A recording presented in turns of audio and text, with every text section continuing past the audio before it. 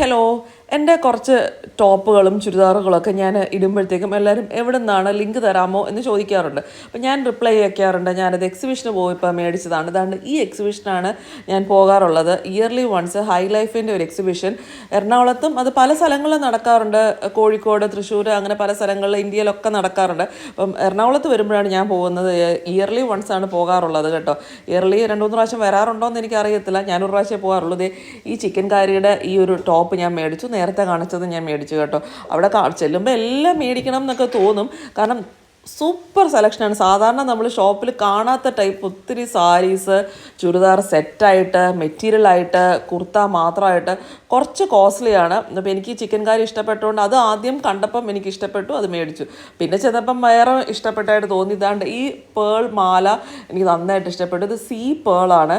അതുകൊണ്ട് അതിന് ഡിഫറൻസ് കാണിച്ചു. ഇത് നോർമൽ വൈറ്റ് പേൾ, ഇതിനൊരു 1000 റുപ്പീസേ ഉള്ളൂ. അത് ഉരയ്ക്കുമ്പോഴത്തേക്ക് എൻ്റെ തൊലിയായിട്ട് ഇളകി വരും. ഈ സീ പേൾ ഉരയ്ക്കുമ്പോഴത്തേക്കും അതിന് ആ പൗഡർ ഫോമിലാണ് വരുന്നത്. അപ്പോൾ ഇത് ഒറിജിനൽ സീപ്പളാണെന്ന് പറഞ്ഞു. ഇതിന് 4000 ആയിരുന്നു വില. എനിക്ക് 3700 കുറച്ച് ബാർഗെയിൻ ചെയ്തപ്പോൾ തന്നു. ഇത് ഒറിജിനൽ അൺപോളിഷ്ഡ് സീപ്പളാണ് കേട്ടോ. 80,000 എങ്ങാണ്ടാണ് വില.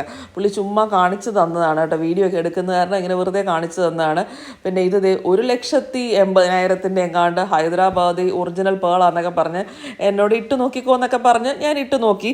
പുള്ളിയുടെ കടയുടെ പേരൊക്കെ മെൻഷൻ ചെയ്യണമെന്ന് പറഞ്ഞു. ബാലാജി പേൾസ്, ഹൈദരാബാദ് പേൾ ഡീലറാണ്. ചെന്നൈയിലുള്ള ഒരു ഷോപ്പാണ് കേട്ടോ. അപ്പോൾ ഞാനിതൊക്കെ ചെയ്തുകൊണ്ടിരുന്നപ്പോഴാണ് ഞാൻ എടുത്ത ആ ആഷ് സീപ്പേൾ ഹുക്കൊക്കെ ഫിറ്റ് ചെയ്തുകൊണ്ടിരുന്നത്. പിന്നെ ഇതേപോലെ കുറേ, ഇത് വേറെ ഷോപ്പാണ്. അവിടെ പേൾസ് മാത്രമേ ഉള്ളൂ.